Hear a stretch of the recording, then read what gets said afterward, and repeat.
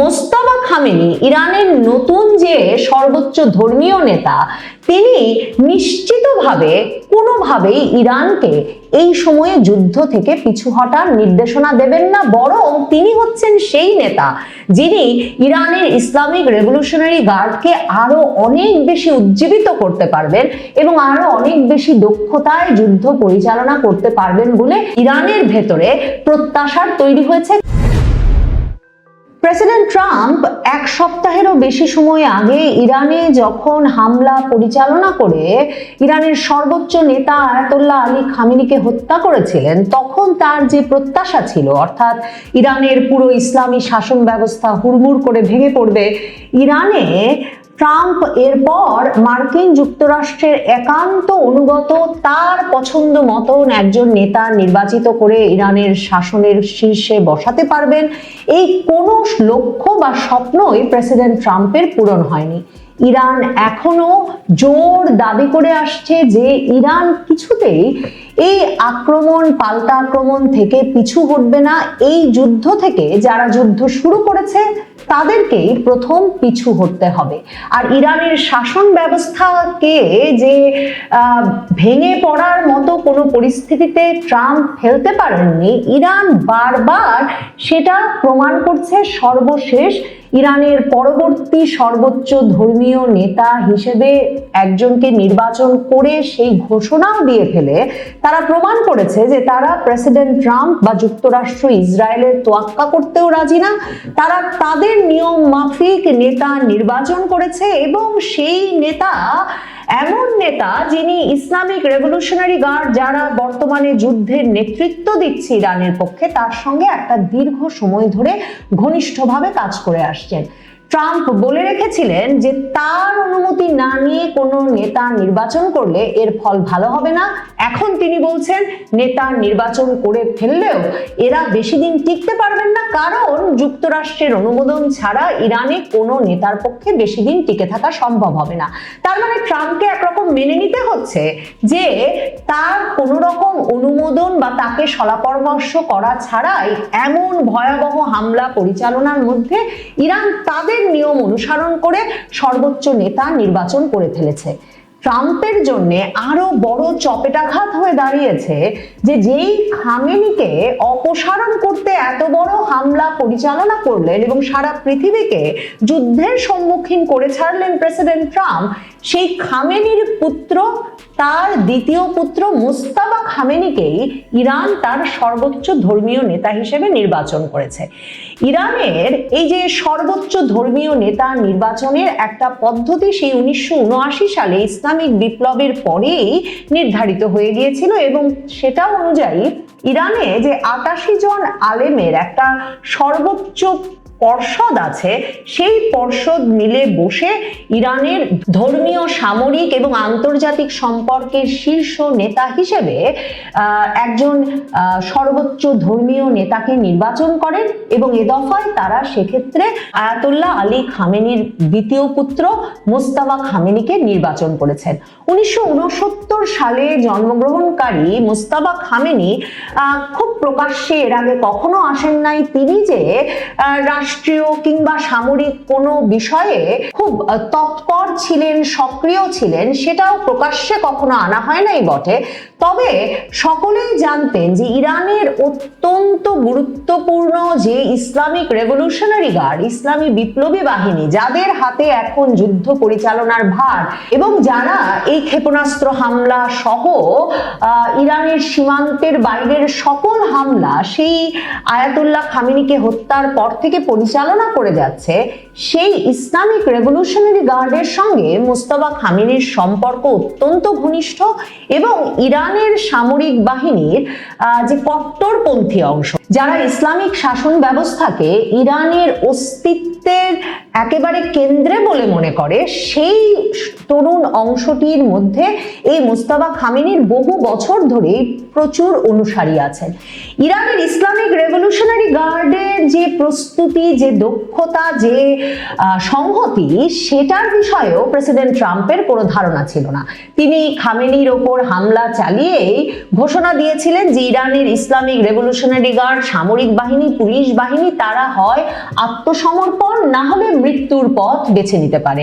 ইরানের কোনো বাহিনী ইসলামিক রেভলিউশনারি গার্ড তো নয়, কোনো বাহিনী আত্মসমর্পণের পথে যায়নি, বরং ইসলামিক রেভলিউশনারি গার্ড সর্বোচ্চ প্রতিশোধ নেওয়ার ঘোষণা দিয়েছে।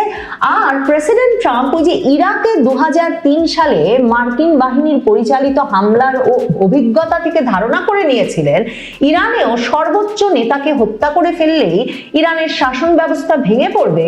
আর ইরান সেই 2003 সাল থেকেই প্রস্তুত হচ্ছিল যে কিভাবে শীর্ষস্থানীয় নেতাদের অনেকের ওপর হামলা হলেও ইরানের ইসলামিক রেভলিউশনারি গার্ড তাদের প্রতিরোধ এবং প্রতিরক্ষা বজায় রাখতে পারবে।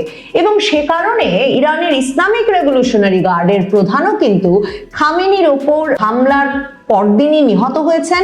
এর আগে ইসলামিক রেভলিউশনারি গার্ডের যিনি প্রধান ছিলেন তিনি সহ আরো কয়েকজন শীর্ষ নেতৃবৃন্দ গত বছরেও ইসরায়েলি হামলায় নিহত হয়েছিলেন। কিন্তু ইরানের ইসলামিক রেভলিউশনারি গার্ডের অন্তত 3 ধাপ পর্যন্ত নেতা সকল অঞ্চলে কিভাবে নির্বাচিত হবেন এবং কে কার উত্তরসূরি হবেন, এই পুরো ব্যবস্থাটি একেবারে পাকাপাকি করে দেওয়া আছে।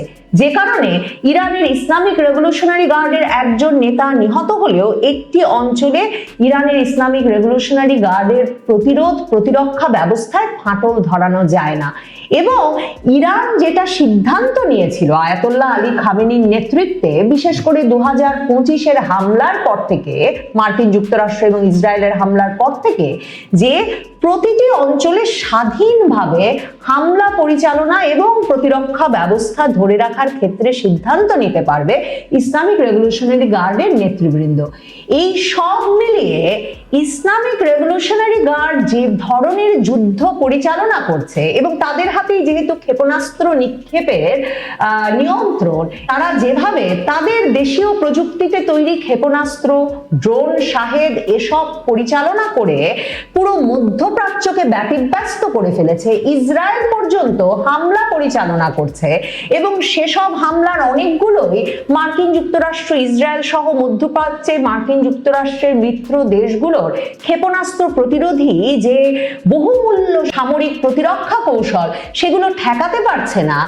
এর ফলে প্রমাণিত হয় যে ইরানের ইসলামিক রেভলিউশনারি গার্ড কতটা প্রস্তুত। এখন পশ্চিমের অনেক বিশেষজ্ঞ একথা বলছেন যে ইরানের মূল লক্ষ্য আসলে মার্কিন যুক্তরাষ্ট্র, ইসরায়েলের মতো তাদের উপর হামলা পরিচালনাকারী দেশগুলোর শক্তিকে ক্ষয় করে ফেলা। এবং এই শক্তি ক্ষয় করার ক্ষেত্রে শুধুমাত্র যে ইসরায়েল মার্কিন যুক্তরাষ্ট্রের বহুমূল্য ক্ষেপণাস্ত্র, ড্রোন, ক্ষেপণাস্ত্র প্রতিরোধী যেসব কৌশল সেসবের ক্ষয় করার দিকে ইরান মনোযোগী হচ্ছে তাই নয়। ইরান চাইছে উপর্যুপরি হামলা করে সে হামলা কোথায় গিয়ে পড়লো সেসব বিষয়ে তেমন না ভেবে, কিংবা মানে প্রতিটি হামলা লক্ষ্য পর্যন্তই পৌঁছলো কিনা সেটা না ভেবে এমন একটা ভয় এবং আতঙ্কের পরিবেশ মার্কিন যুক্তরাষ্ট্র, ইসরায়েল এবং মার্কিন মিত্র দেশগুলোর মধ্যে তৈরি করতে, যার একটা বহুমূল্য প্রভাব পড়বে পুরো অঞ্চল জুড়ে। আর হরমুজ প্রণালী তো বন্ধ করেই রেখেছে তারা, 20% জ্বালানি সেখান দিয়ে আসা যাওয়া করে। কাজেই সেই পরিস্থিতিতে ক্রমেই পুরো পৃথিবীতে একটা আতঙ্ক আর ভয়ের সৃষ্টি হচ্ছে। সেখানে মোস্তাফা খামেনি, ইরানের নতুন যে সর্বোচ্চ ধর্মীয় নেতা, তিনি নিশ্চিতভাবে কোনোভাবেই ইরানকে এই সময়ে যুদ্ধ থেকে পিছু হটার নির্দেশনা দেবেন না, বরং তিনি হচ্ছেন সেই নেতা যিনি ইরানের ইসলামিক রেভলিউশনারি গার্ডকে আরো অনেক বেশি উজ্জীবিত করতে পারবেন এবং আরো অনেক বেশি দক্ষতায় যুদ্ধ পরিচালনা করতে পারবেন বলে ইরানের ভেতরে প্রত্যাশার তৈরি হয়েছে। কারণ ইরানের ইসলামিক রেভলিউশনারি গার্ড বলছে যে তাদের এমন ক্ষেপণাস্ত্র শহর বা মিসাইল সিটি এখনো মাটির নিচে আছে যেখান থেকে তারা সেই বিপুল অস্ত্র ভান্ডার থেকে এখনো ক্ষেপণাস্ত্র নাকি বেরই করেনি। ইসরায়েল মার্কিন যুক্তরাষ্ট্রের মধ্যে, এই নিয়েও একরকমের ভয় বাড়ছে। মানে তারা দেখছে বটে যে ইরানের হামলা পরিচালনার যে সংখ্যা তা কমে এসেছে, কিন্তু ইরানের ক্ষেপণাস্ত্র কি পরিমাণে আছে এবং যেহেতু সেটা দেশীয় প্রযুক্তিতে তারা তাদের ভান্ডার দিয়েই, তাদের প্রযুক্তিতে তাদের লোকবল দিয়েই তৈরি করে এসেছে, কত দ্রুততার সাথে কি পরিমাণে তারা তৈরি করতে পারবে সে বিষয়েও একরকমের সন্দেহ আছে মার্কিন যুক্তরাষ্ট্র আর ইসরায়েলের মধ্যে। মার্কিন প্রেসিডেন্ট ট্রাম্পেরও যে অস্ত্র ভান্ডারে টান পড়েছে সেটা কিন্তু আন্তর্জাতিক খবর হয়েছে। 6 মার্চে তিনি ঘোষণা দিয়েছিলেন যে শনিবার তিনি মার্কিন যুক্তরাষ্ট্রের অস্ত্র সরবরাহকারী প্রতিষ্ঠানগুলোর সঙ্গে বসবেন, যাতে দীর্ঘ মেয়াদে মার্কিন যুক্তরাষ্ট্র এই যুদ্ধ চালিয়ে যেতে হলেও কোনো রকম অস্ত্রের ঘাটতিতে না পড়ে। কিন্তু বিশেষজ্ঞরা বলছেন, পর্যবেক্ষকরা বলছেন যে ইরান যে কৌশল গ্রহণ করেছে, মানে ক্ষয় করানোর কৌশল, সে কৌশলের সামনে অনেক ক্ষেত্রেই শুধুমাত্র অস্ত্রের চালান বাড়িয়ে মার্কিন যুক্তরাষ্ট্র কিংবা ইসরায়েল টিকতে পারবে না বলেই ধারণা করা যাচ্ছে। এছাড়াও যুদ্ধের আগেই ইরান যে হাজার হাজার শাহেদ ড্রোন তৈরি করে রেখেছে সেটা নিয়েও আন্তর্জাতিকভাবে পর্যবেক্ষকদের মনে একরকমের শঙ্কা আছে। মানে ঠিক কত ড্রোন ইরান তৈরি করে রেখেছে, যেই ড্রোনের কারিগরি ডিজাইন তারা আবার রাশিয়ার কাছে রপ্তানি করেছে, এবং রাশিয়ার প্রেসিডেন্ট ভ্লাদিমির পুতিন স্বাভাবিক কারণে মোস্তাফা খামেনির ইরানের সর্বোচ্চ ধর্মীয় নেতা নির্বাচিত হওয়ার বিষয়টিকে স্বাগত জানিয়েছেন। সেটাও আতঙ্ক এবং আশঙ্কা তৈরি করছে মার্কিন যুক্তরাষ্ট্র, ইসরায়েল সহ আন্তর্জাতিকভাবে নানা বিশ্লেষকদের মনে। কাজেই ইরানের প্রস্তুতি যে কতটা বিস্তৃত সেটা যেমন একটা আশঙ্কার কথা, তেমনি তাদের যে দৃঢ় চেতা প্রতিশোধের মনোভাব, মানে তাদের সর্বোচ্চ ধর্মীয় নেতাকে একটা অন্যায় হামলা চালিয়ে ইসরায়েল এবং মার্কিন যুক্তরাষ্ট্র হত্যা করেছে এবং তাদের শাসন ব্যবস্থা তারা হামলা চালানোর মাধ্যমে পরিবর্তন ঘটিয়ে ফেলতে চাইছে, এটাতে যে কোনোভাবে ইরান প্রস্তুত নয় সেই ইঙ্গিত তারা পরিষ্কার করেছে এবং ইরান এর শেষ দেখে ছাড়বে এটাও পরিষ্কার করেছে। প্রেসিডেন্ট ট্রাম্পের আরেকটা প্রত্যাশা ছিল যে খামেনির পতনের সাথে সাথে ইরানের রাস্তায় সরকার বিরোধী যে বিক্ষোভকারীরা তারা দলে দলে নেমে আসবেন, কিন্তু এমন একটা আগ্রাসন নিজ দেশের ওপর চলার পর এবং যখন ইরানের ইসলামিক রেভলিউশনারি গার্ড সারা ইরান জুড়ে তাদের নিয়ন্ত্রণ সর্বোচ্চ পর্যায়ে নিয়ে গেছে এবং যুদ্ধ পরিচালনা করছে, সে অবস্থায় ইরানের রাজপথে কোথাও ইরানের সরকার বিরোধী বিক্ষোভকারীরাও নেমে আসতে পারেনি। কাজেই মার্কিন প্রেসিডেন্ট ট্রাম্পের সেই প্রত্যাশাটিও ভণ্ডুল হয়ে গেছে। বরং ইরানের সর্বোচ্চ নেতা হিসেবে মোস্তাফা খামেনির নাম প্রকাশিত হওয়ার পর দেশটির শাসক গোষ্ঠীর সমর্থকেরা ইরানের রাজপথে নেমে উল্লাস প্রকাশ করেছেন। ইরানের প্রেসিডেন্ট লারিজানি বলেছেন যে এর মাধ্যমে এটাই প্রমাণিত হলো যে তেহরানের শত্রুরা যে ভেবেছিল আলী খামেনির মৃত্যুর পর দেশটি অচলাবস্থায় পড়বে, সেই প্রত্যাশা তাদের, সেই পরিকল্পনা সফল হয়নি। দৃঢ় এবং যোগ্য নেতা হিসেবে মোস্তাফা খামেনির প্রতি ব্যাপক সমর্থন দেখা যাচ্ছে ইরানের ভেতরে। আর ইরান প্রত্যাশা করছে যে তারা হামলা থেকে পিছু হটে না আসলে সারা পৃথিবীতে জ্বালানি তেলের সরবরাহে যে ধরনের অচলাবস্থা দেখা যাচ্ছে, এরই মধ্যে তেলের ব্যারেল প্রতি দাম $100 উপরে গিয়ে দাঁড়িয়েছে এবং মধ্যপ্রাচ্যের দেশগুলো যে ধরনের অর্থনৈতিক ক্ষতির সম্মুখীন হয়েছে, মানে এখনো দুবাই বিমানবন্দর সহ মধ্যপ্রাচ্যের বিমানবন্দরগুলো পূর্ণাঙ্গ কার্যক্রম শুরু করতে পারেনি। এমিরেটস এয়ারলাইন্স সহ মধ্যপ্রাচ্যের এয়ারলাইন্স গুলো তাদের শতভাগ বিমান চলাচলও চালু করতে পারেনি। এমন অবস্থায় প্রতিবেশী দেশগুলো এবং বিশ্বের অন্যান্য দেশগুলোর অর্থনৈতিক চাপের মুখেই মার্কিন যুক্তরাষ্ট্রকে হয়তো পরামর্শ দেবে যুদ্ধ থেকে সরে আসার, আর তখনই ইরানও এই যুদ্ধ থেকে সরে আসার কথা ভাবতে পারে। তবে ইরান খামেনিকে হত্যার পর থেকেই যা বলছিল এখনো তাই বলছে, দীর্ঘ যুদ্ধের জন্য তারা প্রস্তুত। আর বিশ্লেষকরা বারবারই মনে করাচ্ছেন যুদ্ধ দীর্ঘায়িত হলে তা সারা বিশ্বকেই বড় ধরনের ক্ষতির মুখে ফেলবে।